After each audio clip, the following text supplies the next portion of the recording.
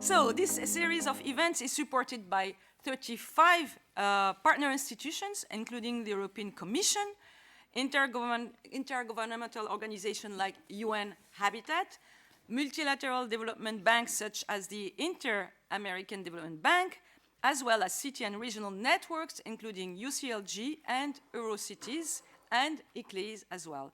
I want to take this opportunity to extend my thanks to all of you here, and I want to flag something that is quite important for this event, is that it is taking place just 1 month before the OECD ministerial meeting of the OECD Regional Development Policy Committee that is going to take place in Warsaw, Poland, 19-20 May.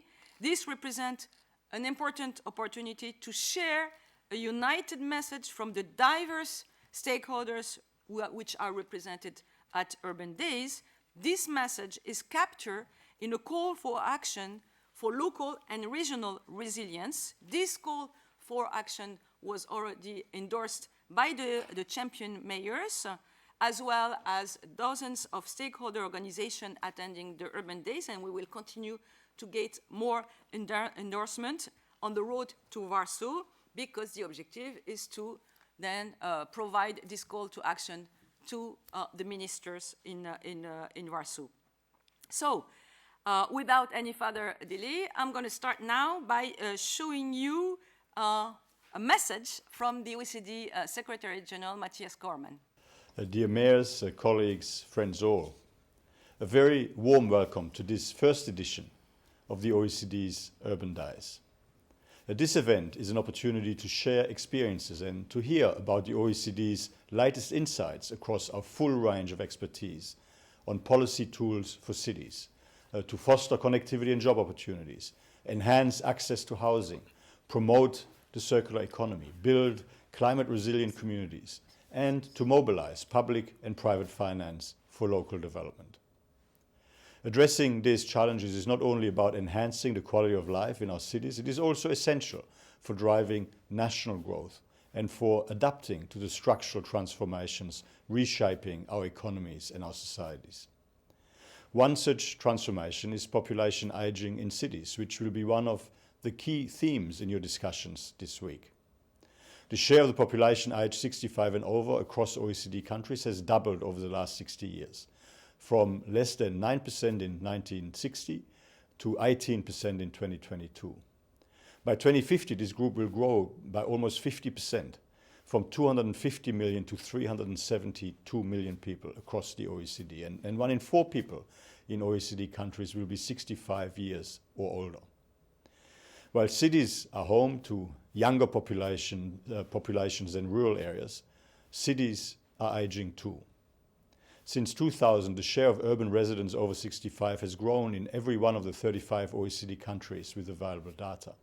And this trend will continue. By 2040, nearly 28% of the urban population will be over 65 across 29 OECD countries. In parallel, the working age population is set to decline in 54% of cities in OECD countries over the next decade. This demographic shift will transform our cities.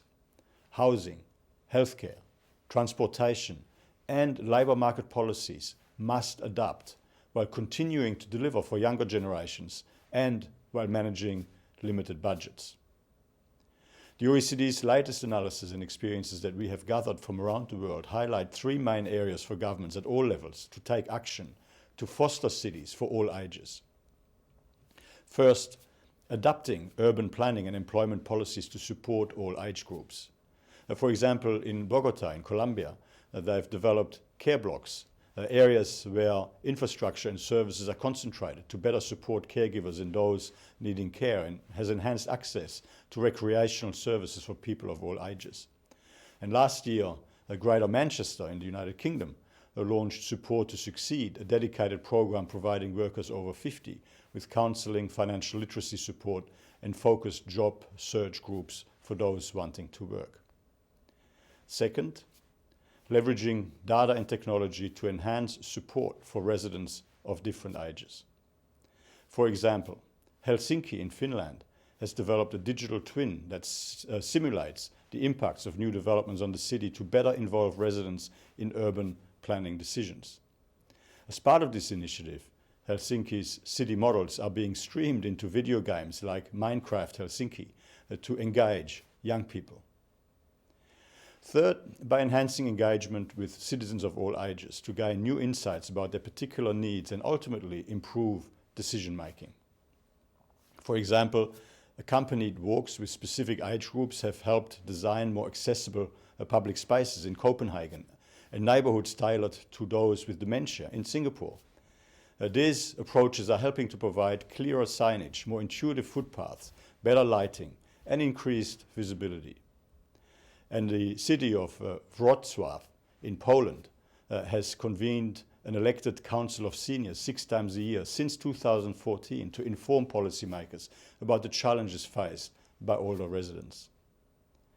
The OECD will continue to draw on our multidisciplinary expertise to help policymakers harness all of these opportunities. This includes partnering with other organizations to enhance our collective impact. This week we're launching with UN Habitat a global stocktake on the localization of sustainable development goals, which will assess local level progress and provide guidance to accelerate impact over the next 5 years and beyond. My very best wishes for positive, productive and inspiring set of OECD Urban Days as we exchange views on the policies needed to support continued growth, well-being and opportunity across our cities. Thank you. Great. Now, it's my great pleasure to turn to the leader of one of our best international partners, Anna-Claudia Rosbach, and her Secretary General and Executive Director of UN Habitat. At the OECD, we are so proud to have a long-standing partnership with UN Habitat, with whom we have developed a framework for national urban policy, and with whom we have conducted every 3 years a global stocktaking of national urban policies. Mrs. Rosbach brings over 20 years of experience working on housing, informal settlements, and urban policies across Latin America and globally. So, Anna-Claudia, from your work with urban areas across the world, what do you consider as the most urgent priorities for making cities truly inclusive and sustainable? Thank you, Lamia.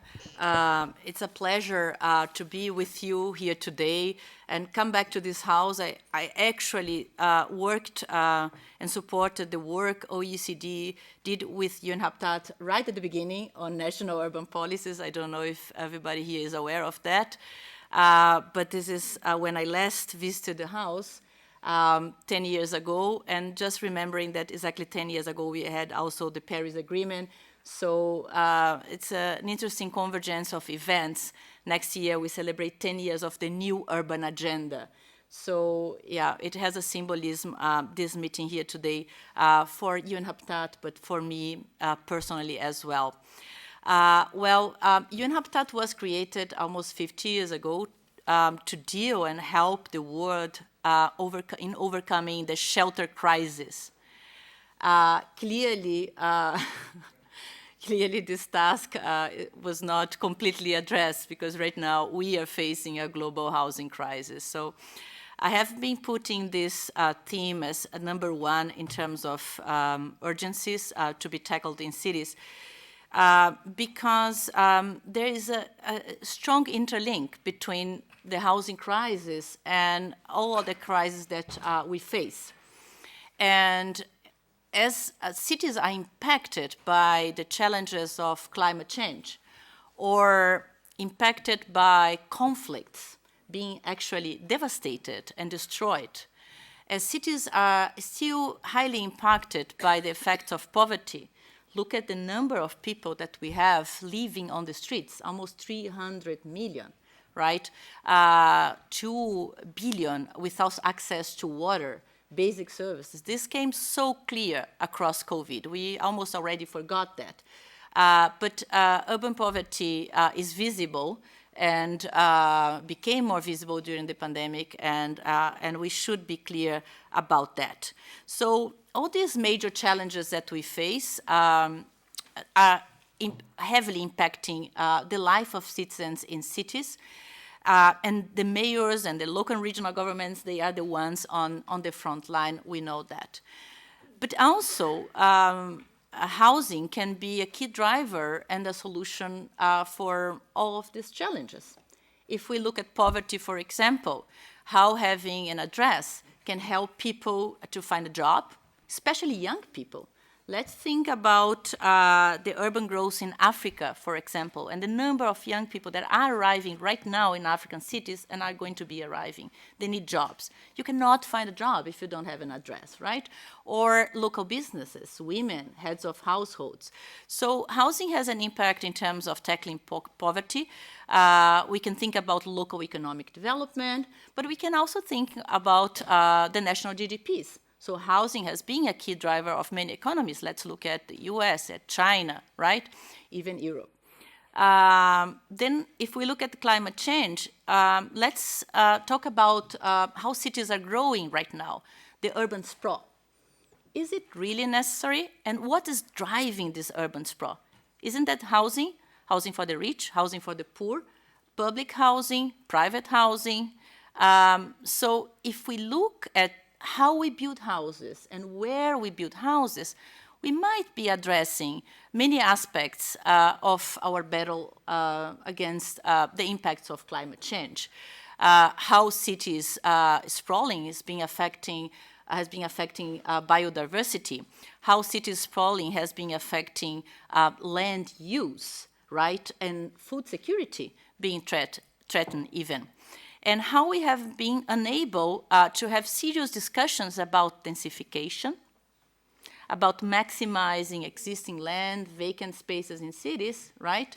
And how important this social contract and this agreement is for us, for mayors to do their job and maximize the built environment. If we increase infrastructure and buildings, we only impact the environment, we will only impact the revenues of cities. Cities will have more costs in terms of maintenance, and this reinforces segregation. And then let's look at the humanitarian crisis that we are facing. How many houses have been destroyed by conflicts, by climate disasters, and what we have to build right now, right? So housing is at the center. People have been mostly affected by these events and by these global challenges, especially those who aren't able to be in safe housing conditions, that are living in vulnerable situations. But also, if we tackle housing correct, we can give people and the residents of our cities a concrete roof and a strong foundation to overcome all these challenges. At the end of the day, this is what people look for. They want to have concrete solutions for their problems, and it all starts at home. It all starts with houses. Can we achieve the SDGs if people don't have homes? No, we can't. So this is a basic condition for the SDG. I'm glad we are partnering with OECD to look, and to understand how we are localizing the SDGs. But let's look at homes and let's look at houses, how it's critical. What is missing, I believe, are some aspects, because I understand we know the answers, and this morning I was very glad to be at the round table with the mayors, and the answers are there. I mean, at least this community here understands the critical principles, which are the principles that we have agreed 10 years ago through the commitment of the New Urban Agenda. And there are so many practices and experiences that we are now able to exchange in locations like this one. I would love to stay with you the whole days and be in all sessions. Unfortunately, I can't. But we also have the World Urban Forum that happens every second year. Next year, we'll have another conference in Baku. I really hope that we can use these spaces to bring the practices, to create these opportunities to transfer exchanges in a horizontal level, but also use these spaces in a meaningful way to promote the collectiveness that we need to create a consensus about the path ahead and gathering the forces and the resources that we need to overcome these challenges. So we know the way ahead, we know the practices. We have to come together, we have to exchange, and we have to agree on that. I believe the only way out is through partnerships. And I'm very glad that I arrived at UN Habitat, and there is this paved road of partnership with OECD. Because we cannot face and tackle our mandate alone. We need to work with you at several levels. And the national urban policy is a critical framework that we have to constantly look at. Right now, what we see, the housing crisis, it alerts us for the need to review the frameworks that we have. I just came for spending a couple of days in Brussels, and I had the opportunity to talk with many stakeholders here in Europe, local governments, civil society, the parliament. What I understand is that what we need to do is to look at things in a very holistic way.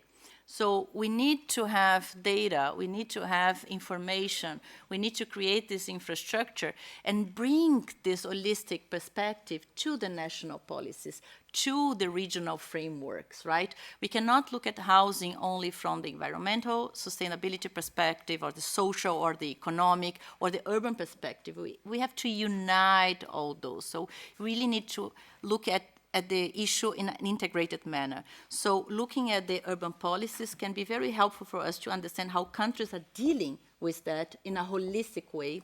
Partnering with you in the global stocktake of the SDG will be critical for us also to understand how we can reinforce our collective work and support local and regional governments in the process of doing their jobs, basically, and supporting our commitments for the 2030 agenda.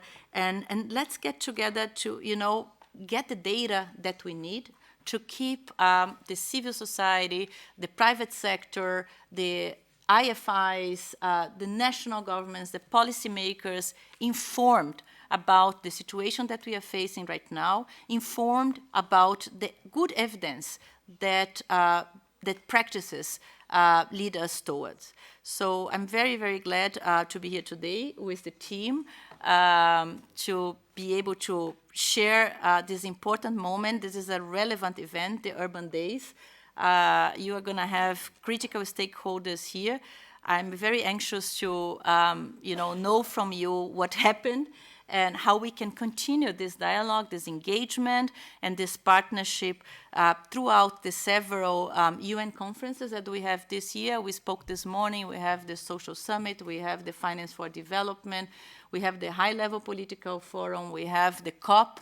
So we have many spaces where we are going to meet this year, not to talk about the UN Habitat Assembly, and hopefully our new strategic plan will be approved, which focuses on housing, and build, the muscles for the years to come. And I hope to see you all at the next World Urban Forum. Thank you very much. Thank you so much, Anna Claudia. We're going through Europe, but she stopped at the OECD, and we are very proud about our joint partnership. Thank you so much. I know you have to go back to Nairobi soon. I would like now to invite Yoriko Koike, Governor of Tokyo, to bring the perspective of city leaders. Here you are. Governor Koike has led Tokyo since 2016. She has been a leading member of the OECD Champion Mayors for Inclusive Growth Initiative, is a member also of the steering committee. Under her leadership, Tokyo has taken bold action to achieve a sustainable and attractive city. Governor Koike, we'd love to hear your reflection on how Tokyo is responding to today's urban challenges, for example, through your flagship initiatives on children first and women's empowerment. The floor is yours.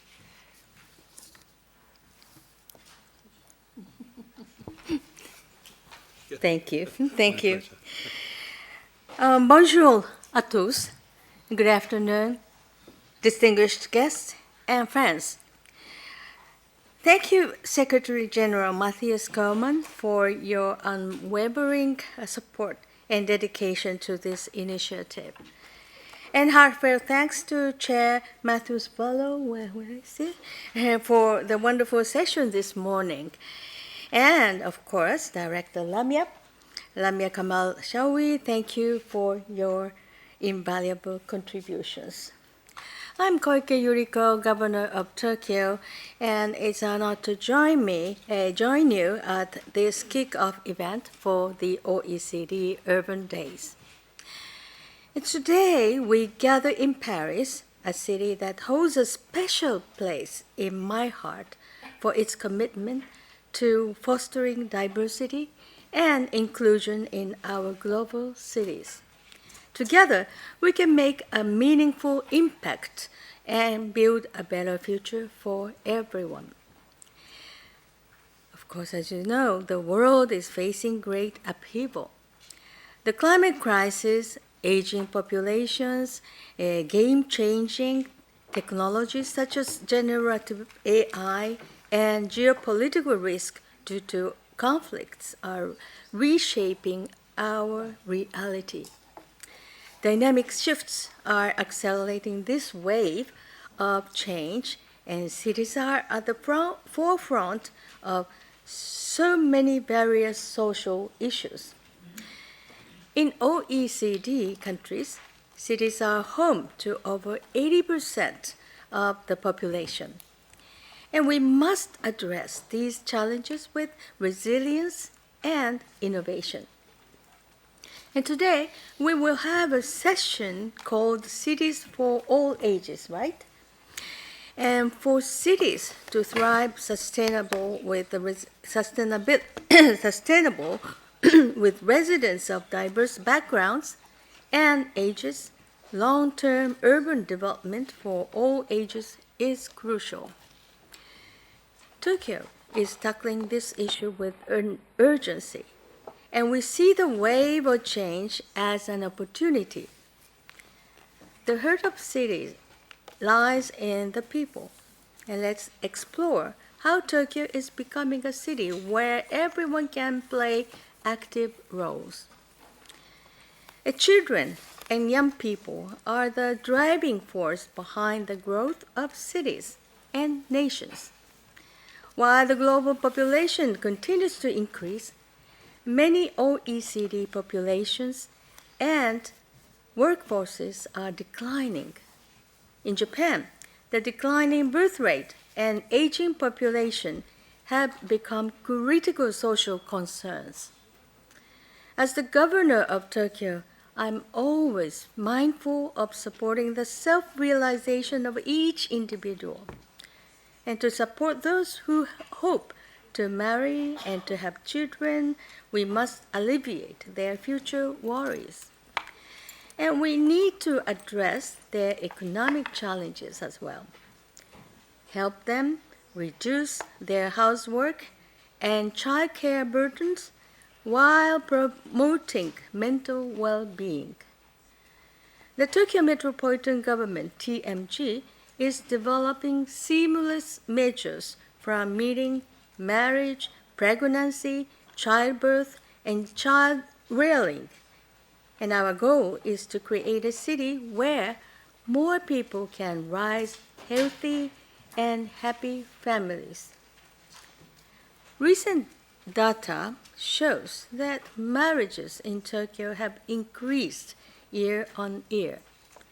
In Japan, marriages are an important indicator for birth rates. And we see this as a positive trend for future birth. Raising children is an effort for all of society, and there is no future for society where children cannot dream. And this is why Tokyo encourages people to recognize that children are our greatest treasure, and we will strive to make Tokyo a place where the whole society address child rearing as its mission. Now, population aging is another transformative trend in cities worldwide. In Japan, however, we believe that people can live long, healthy, and happy lives. We have a word for this in Japanese, as you see on the screen, choju, which means longevity. Life expectancy in Tokyo is about 82 for men and 88 for women. And this is unmatched worldwide. The Tokyo metropolitan government used generative AI to predict life in 100 years.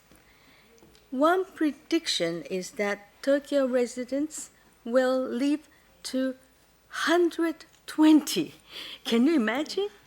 120 in good health. Therefore, please plan your life assuming you will live to be 120 years old. Now, Tokyo looks forward to sharing its insights on how people can live longer, healthier lives. Seniors, like children, contribute an invaluable wealth of experience and abilities to society.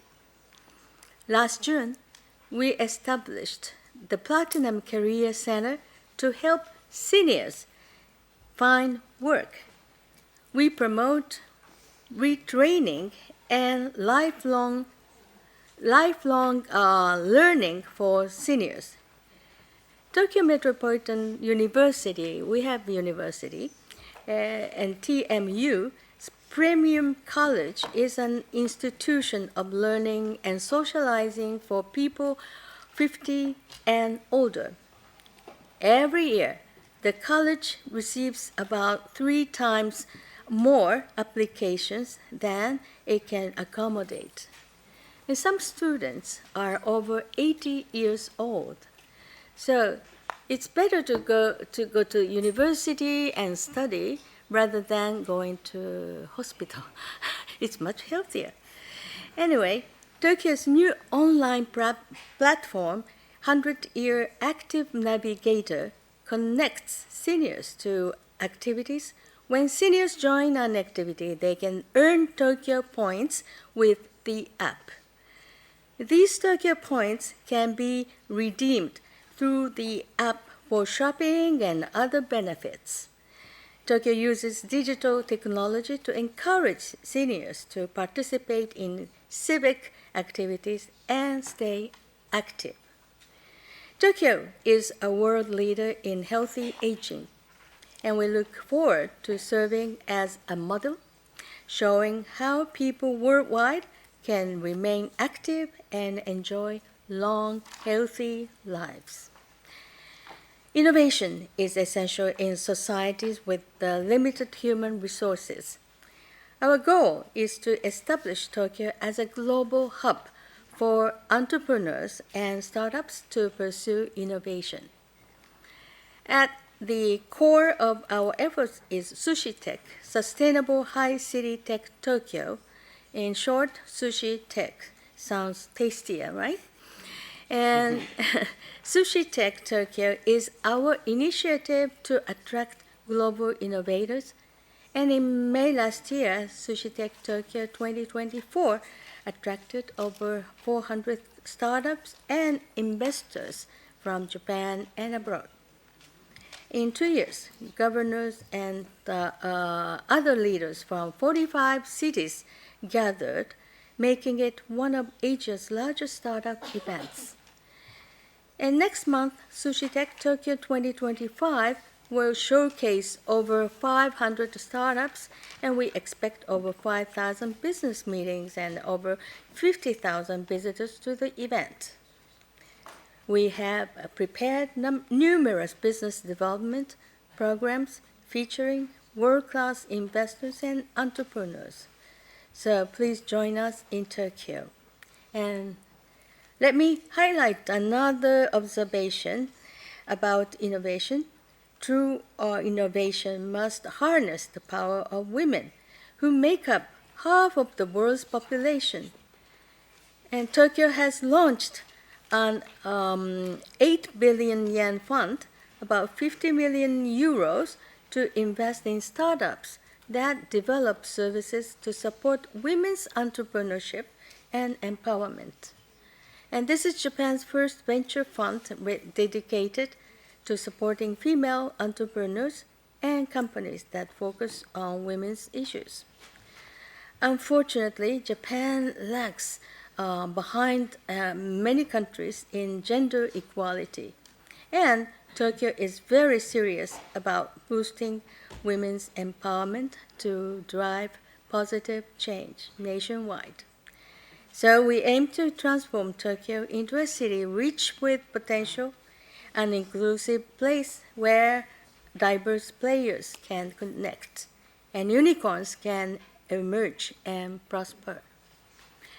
So these initiatives are relevant to Tokyo and can contribute to other regions. We aim to make Tokyo a global node for innovation and economic growth. By sharing technology and know-how, Tokyo is committed to addressing critical issues across every region and leading the way towards sustainable development. And cooperation and collaboration among cities are crucial to succeed in our common challenges. Tokyo is ready to lead the way to a sustainable future, partnering with cities worldwide. So we look forward to taking strides together toward our common future. Thank you very much. ありがとうございます。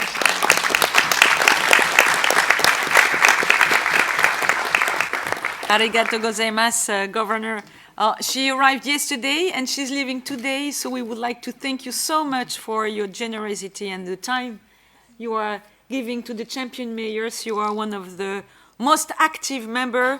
We are very happy to have you with us today. So now I'm going to switch a bit in French. I would like to recall that under your seat you have the famous headset, so if you need translation, please do so. Donc j'ai maintenant le plaisir d'inviter Madame la maire de Paris, Anne Hidalgo, à prendre la parole. En tant que maire de Paris depuis 2014, Anne Hidalgo a placé le logement au cœur de sa vision pour une ville plus inclusive et plus durable. Madame la maire, quelles sont aujourd'hui les priorités de Paris pour garantir un logement accessible à toutes et à tous, malgré la pression immobilière? Et qu'est-ce que les autres villes autour de la table pourraient retenir de l'approche parisienne? Merci beaucoup, chère Lamia. Merci beaucoup à l'OCDE de donner l'occasion de cette rencontre avec les maires. Et je veux saluer tous mes collègues maires, les ambassadeurs et bien sûr toutes les parties prenantes de cette question urbaine. Cela a été dit avant moi, les villes concentrent finalement à la fois tous les problèmes de l'humanité. C'est là que l'impact climatique, l'impact des migrations, l'impact des crises se fait le plus sentir. Mais les villes sont aussi des lieux qui attirent tous les espoirs de toute l'humanité à la recherche de lumière, à la recherche d'une main tendue, à la recherche d'un avenir meilleur. Paris n'échappe pas, bien sûr, à ce schéma et à ce rôle qui est le sien.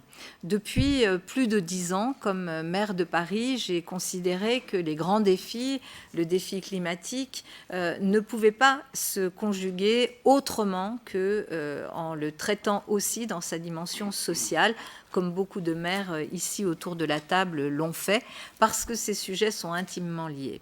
Donc je ne vais pas développer ici ce que nous avons fait sur les questions de pollution de l'air, qui était un de nos sujets principaux il y a 10 ans, mais que nous avons en grande partie réglé. Rien n'est jamais réglé, il faut toujours être très prudent, mais en tous les cas, nous avons agi et nous obtenons des résultats. Le deuxième grand sujet, qui est le mien et celui de Paris depuis longtemps, est celui du logement. Parce que, évidemment, comme toutes les grandes villes, et notamment sur le continent européen, mais c'est vrai aussi partout sur la planète, nos grandes villes font face à une demande d'accès à du logement abordable.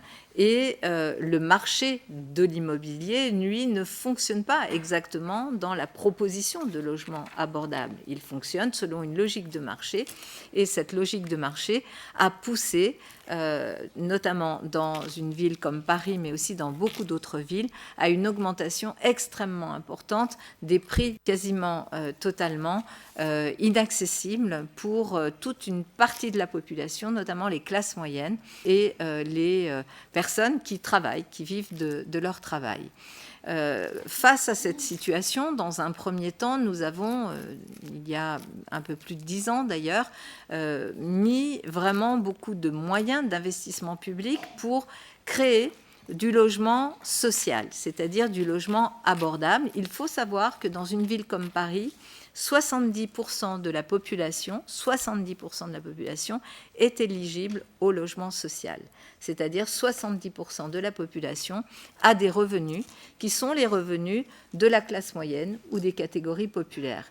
Nous avons décidé de construire beaucoup et de transformer beaucoup de bâtiments en logements pour les familles, mais aussi pour les jeunes, pour les étudiants, pour les jeunes travailleurs, parce que Paris a aussi cette fonction d'accueillir des populations qui viennent, qui se forment, qui travaillent un temps et qui ensuite repartent, par exemple, dans d'autres régions de France d'où elles sont originaires.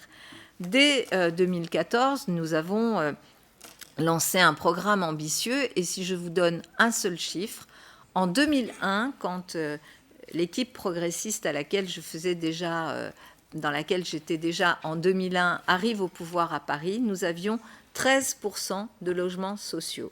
Aujourd'hui, nous avons 25% de logements sociaux.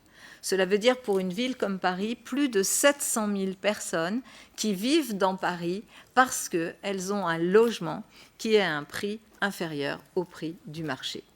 Donc nous avons agi dans un premier temps, non pas sur le marché, puisque je n'en avais pas ni les compétences ni le pouvoir, mais nous avons agi sur cet autre marché sur lequel, par l'investissement, par la construction, par les moyens publics, nous avons pu développer cette offre de logement. Et pour moi, la plus grande des satisfactions, c'est vraiment lorsque j'inaugure des logements qui sont des logements de très grande qualité, qui sont des logements très beaux, pour lesquels nous faisons appel à des architectes, à des grands architectes ou à des jeunes architectes, d'entendre les familles me dire « ça y est, notre vie va changer, mes enfants maintenant ont une chambre, ils vont pouvoir faire leurs devoirs, ils vont pouvoir étudier, ils vont pouvoir avoir enfin ce toit sur la tête et vivre dans un confort qui va leur permettre d'avoir confiance dans la vie ».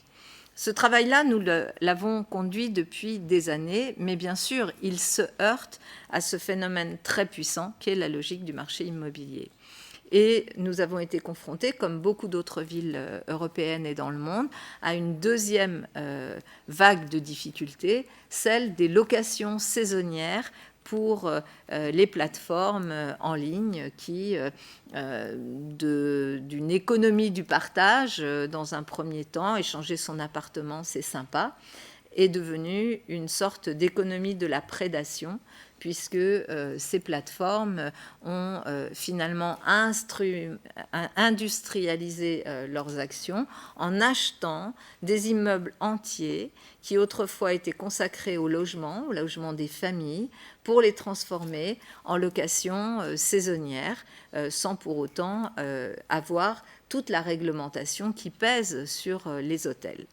Lorsque nous avons vu les dégâts que cela faisait dans une ville comme Paris, nous avons essayé d'agir. Nous avons obtenu à l'époque, puisque ce n'est pas de la compétence du maire, d'avoir une législation au Parlement national qui permette d'encadrer un peu ces locations, mais d'une façon extrêmement restreinte et finalement avec de l'efficacité, mais pas à hauteur de cet événement, ce phénomène des locations saisonnières. Alors nous avons commencé à partager nos difficultés, nos réalités avec nos collègues, et notamment européens, pour se dire que finalement nous rencontrions tous les mêmes problèmes. Et alors nous nous sommes dit, notamment avec les collègues européens, comment pouvons-nous agir et faire en sorte que, au niveau européen, puisque c'est pour nous aussi un niveau extrêmement important, nous puissions avoir une écoute et un accompagnement. Et c'est ce que nous sommes en train de faire aujourd'hui, puisque nous avons, sous l'impulsion du maire de Barcelone, sous l'impulsion aussi de notre Champions Mayor aujourd'hui, nous avons porté ensemble des propositions auprès de la Commission européenne. Pour la première fois dans l'histoire de la Commission européenne, il y a un commissaire, un ministre, qui est chargé du logement. Ça n'existait pas auparavant. Et ce commissaire, ce ministre chargé du logement, va pouvoir, et en tous les cas, est bien sûr conscient de la difficulté qui existe à l'échelle européenne. Et donc nous sommes en train de travailler ensemble sur un plan, un programme qui va être co-construit par les villes européennes et par la Commission européenne. Nous espérons bien sûr que ce programme permettra aussi de soulever et d'apporter les financements nécessaires pour pouvoir avancer. Je vais conclure mon propos. Je crois que nous ne pouvons pas agir par naïveté, c'est-à-dire que le monde va très vite, les phénomènes s'amplifient, les crises s'amplifient. Nous sommes, nous les maires, en première ligne de front. Nous voyons arriver ces phénomènes, nous les analysons, nous en voyons tout de suite les conséquences. Et à partir de là, la force des maires, c'est d'être réactifs, d'être plus agiles sans doute, parce que nous sommes à une échelle de territoire qui est plus petite et que dans notre travail, dans notre façon de faire, nous passons notre journée de maire à essayer de rassembler des points de vue, rassembler des communautés, les faire vivre ensemble sur un espace qui est un espace restreint, qui est celui de nos communes. Alors c'est vrai que le fait d'avoir cette connaissance-là et de savoir aujourd'hui que la question du logement, elle est clé d'abord pour le bien-être de l'humanité, pour créer de l'espoir. Elle est clé parce que sans un toit sur la tête, on ne peut pas se projeter dans la vie. Elle est clé parce qu'elle est au cœur aussi de la transition écologique. Si on n'intègre pas aussi la question de la transformation écologique des bâtiments existants, alors nous passons à côté d'un des leviers possible pour accélérer la transition écologique. Et donc, je crois que cette alliance très, très importante entre les maires, les États, les niveaux plus globaux, qu'il s'agisse du niveau européen ou les organisations internationales comme l'OCDE ou, par exemple, UN Habitat, sont des lieux qui nous permettent d'amplifier nos voix et finalement de ne pas être intimidés par souvent ce qui nous est renvoyé, à savoir que si nous avons des problèmes de mal logement ou de logement non abordable, ce serait la faute de nos gestions locales. Je crois que là, nous pouvons faire la preuve tous ensemble que notre vision sur nos territoires, mais aussi notre capacité à travailler ensemble et à avoir de l'influence pour que les lois qui doivent venir de niveau supérieur puissent être élaborées avec les financements qui vont avec. Cette influence-là peut avoir des effets à très court terme qui seront des effets positifs pour la population. Je finis là-dessus. Souvent, on se dit, on a l'impression, avec tous les problèmes du monde, comme on dit en France, de vider l'océan à la petite cuillère. Et puis, en fait, quand on commence à vider l'océan à la petite cuillère, on s'aperçoit que ça va très vite, que les changements arrivent très, très vite, et les résultats aussi. Donc, je pense qu'il faut qu'on garde cet espoir, parce que nous sommes tous très actifs, très mobilisés. La preuve en est, nous sommes là aujourd'hui à Paris, à l'OCDE. Merci à vous. I'm going to be a bit like more from now on a bit strict about the time because Aziza is going to kill me. So, and we have a long day and many people will intervene. We have now the last speaker, last but not least. I would like to invite Mr. Fahri Hamzah, Vice Minister of Housing and Settlement, Republic of Indonesia. Indonesia, a very important country for the OECD because it's in the accession process. Vice Minister Hamzah is helping lead one of the world's largest urban transition. Indonesia's new government has indeed set an ambitious target to build 3 million new homes each year. Vice Minister Hamza, how does Indonesia plan to deliver on this very, very ambitious commitment to provide more affordable housing for such a large number of people? Thank you very much, Lamia. Thank you for having me here since we met a month ago in Tokyo when we have a breakfast with the chairman of the task force of the housing, Mr. Hashim, which is also the brother of the president, the new president of Indonesia. Indonesia in 10 years before, led by 4-time mayors. Mr. Jokowi was 2-time mayors in Solo, very small island, and 1-time mayors in Jakarta, the governor of Jakarta. So probably the approach at that time is very micro. But now we are led by a very senior 4-star generals, have a very wide experience in the government. Yes, for more than 20 years, he's becoming the opposition power, but now he's in power. That's why I also myself spending like more than 20 years in the parliament. So my mindset is more like the opposition. But now, after 6 months or 5 months, I was appointed by the president to sit in the cabinet as the vice minister of housing and settlement. I think the way I see the discussion, since we have a lunch and then now, we can have the soul of the conclusion that we need a more integrated policy regarding the city and the housing. That's what I saw in Indonesia. While we have through 89.5 million people of Indonesia, which is now becoming like 93 million families, and size of the families is becoming smaller and smaller, less than 4% in one family. So it creates very big demand for the housing. We have a 15 million backlog of new housing demand, and we have 26 million of substandard housing, the house that need to be renovated all over Indonesia, which Indonesia consists of 38 provinces and 514 cities and regency.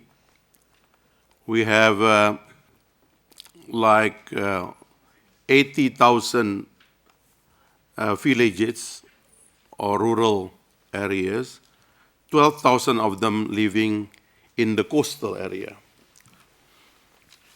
While we in the ministry trying to identify the problem of housing development and settlement in Indonesia, I find that the first problem that we have is deregulation.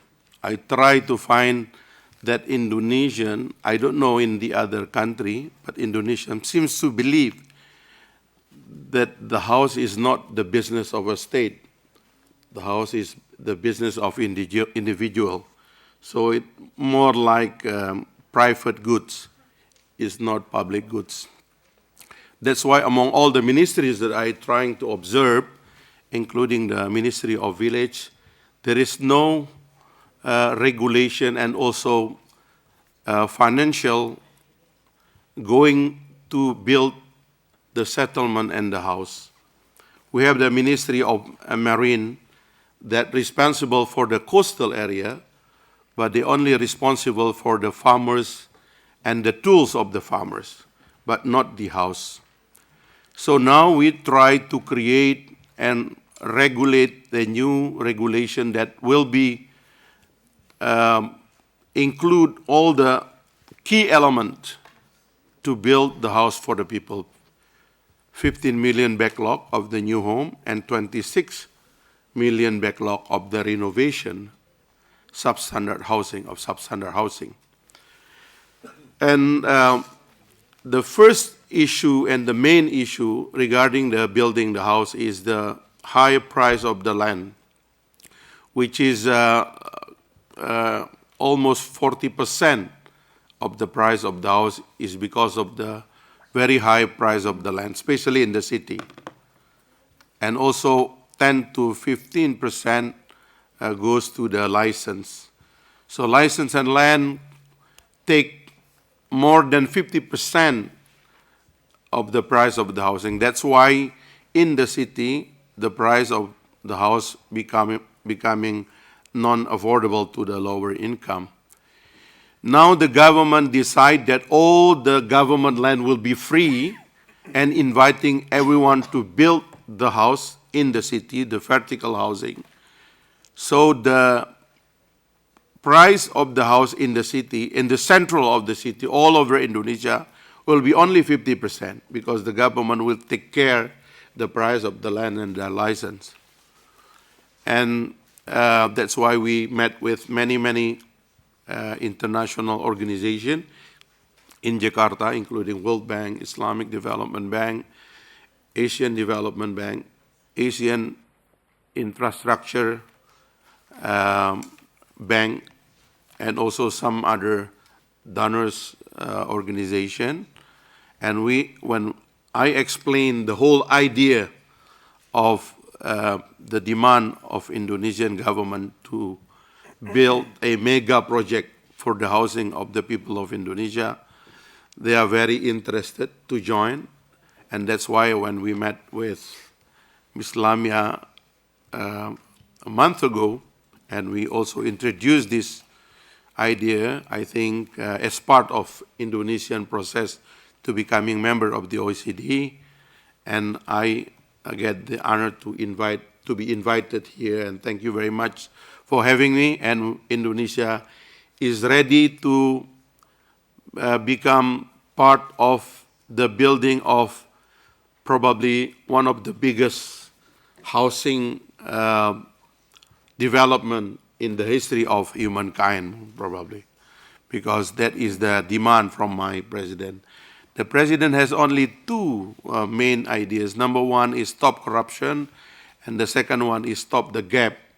That's why in the second way to stop the gap is the government give a free meal to almost 80 million students in Indonesia, and now we go to build the house of the people of Indonesia. I think, again, we invite you all to visit and see us, and we will also really keen to join and discuss all the experience that has been doing by mayors and also public policymakers in this forum. Thank you very much. Thank you.